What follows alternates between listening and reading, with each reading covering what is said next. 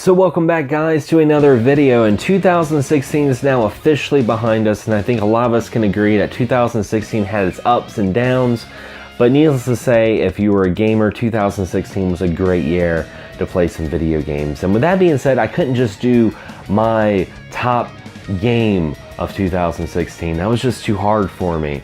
I decided to compile a little list of games that I really think highlight that year, and I had to set myself some limits as well. I'm going to be talking about games I actually own in my collection.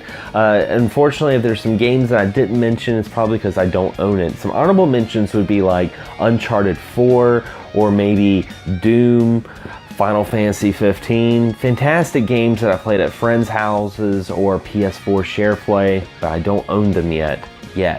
So with needless to say, here are some games that really highlight 2016, in my opinion. Now the first game I want to talk about is actually a budget title, and I really feel bad saying budget title because it makes it sound like it's like a cheap pair of pants or something like that. But Assault Suit Lanos. This game right here, I saw all my friends that I really look up to when it comes to gaming recommendations. I feel like they have a really good palette of gaming taste. They were like, man, you have to get this game. It came out $20 new. It's actually a remake on the Sega Genesis called Target Earth, and I had never played Target Earth, so I was jumping on this, and what a fantastic title. This has such a nice Sega feel to it. It's a mech shooter. You're just running around as a mech shooting things. The game is tough, it's hard, it's unforgiving, but in the end it's so rewarding. I really enjoyed this game, and the fact that it was $20 brand new, I'm pretty sure you can find a used copy that's a lot cheaper, or maybe now since a couple months have passed, a new copy could be cheap as well due to just major retailers just trying to push inventory. So yes, definitely check out this game. Next up is going to be a game that was ported on the GameCube. It's also ported on the Wii. You guys know where I'm going with this. The Legend of Zelda Twilight Princess. Now, I will say, Twilight Princess is one of those games I was like, oh, that's a good Zelda, but it wasn't my favorite Zelda. It wasn't until I beat it on the Wii U that it just clicked. I was like, this is why so many people like Twilight Princess. It's like kind of a cult classic, kind of like Majora's Mask. Either there's people that love it and people that don't care for it. I get it now. It's a really good game. You know, of course the game just looks amazing. The remake, the remaster, breathtaking, but also the amiibo support. I know some people are like, oh, amiibos, but it really adds a different flavor to this game, and it adds so much more. So maybe if you played Twilight Princess in the past, get those amiibos and enjoy some Twilight Princess revisited, and it's so much fun. And I do have to say that if, you know, the Wii turned you off with the motion controls, and maybe the GameCube version's too expensive, this is a great alternative, and in my opinion this is also probably the definitive version of Twilight Princess. Now the next game I'm going to be talking about is a game that I've been playing all last weekend with my girlfriend, and we absolutely fell in love with it. If you guys watched my Christmas special, you guys know where I'm going with this.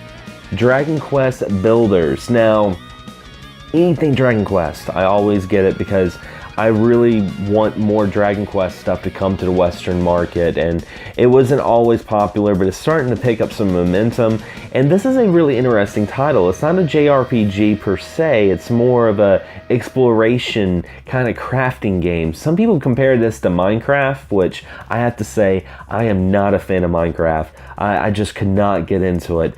This to me feels more like Dragon Quest Dark Cloud. If you guys remember that on the PS2, it has that flavor to it. Maybe a little bit of Minecraft drizzle, just a little drizzle on top of it. But overall, I was like, man, this is Dragon Quest Dark Cloud through and through. Me and my girlfriend were just passing the controller back and forth, building things and doing different quests. And one of us would be the passenger gamer. You'd be like, go this way, go that way. It was so much fun. I've been really enjoying this. This is a game that I cannot play solo. This is a game I have to play with Jamie. If I play it without her, she'll get really mad. This is actually just the case. The game's still at her house. She was like heartbroken when she saw me leaving the house with the case. She was like, are you taking back Dragon Quest? I'm like, no, it's just for a video. This is a really fantastic game. You guys should definitely check it out. And one of the reasons, like I said, I bought this game is so we would have titles like this.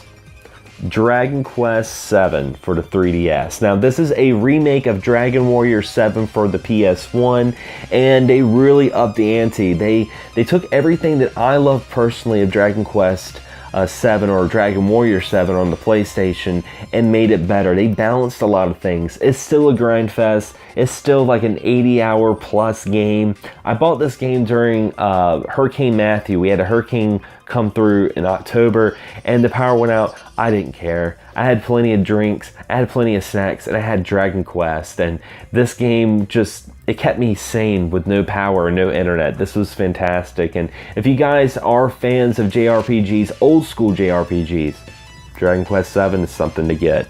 Definitely check it out. And I feel like I would be doing something bad if I didn't mention this game for 2016, and that is Dark Souls 3. Now, I was gushing about Bloodborne last year, and I have to gush a little bit about Dark Souls 3. I love this series because it's so brutally hard and punishing, but it's not because it's cheap. It makes me nostalgic for the NES days when beating a boss had to do with memorization and strategy. That's what I really like about Dark Souls series and Bloodborne. Definitely check this out, guys. It's a lot of fun.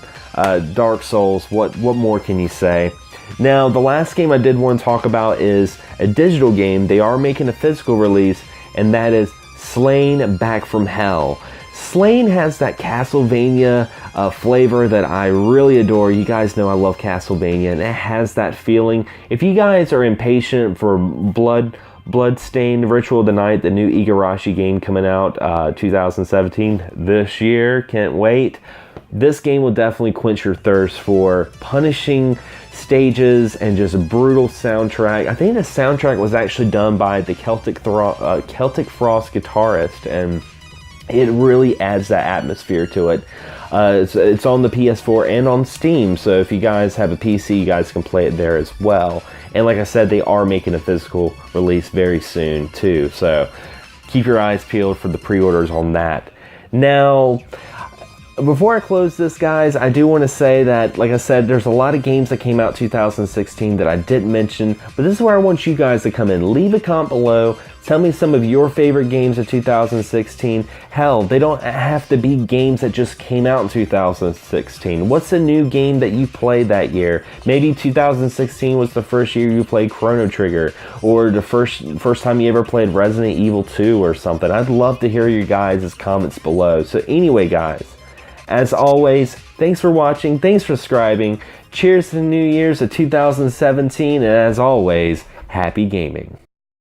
Can't get enough of Excess Gaming Podcast? Be sure to check out our audio podcast on Podomatic.com. You can also subscribe to us on iTunes. And if you have a YouTube channel or podcast you'd like to share, be sure to check us out on Facebook on our group page and join the community.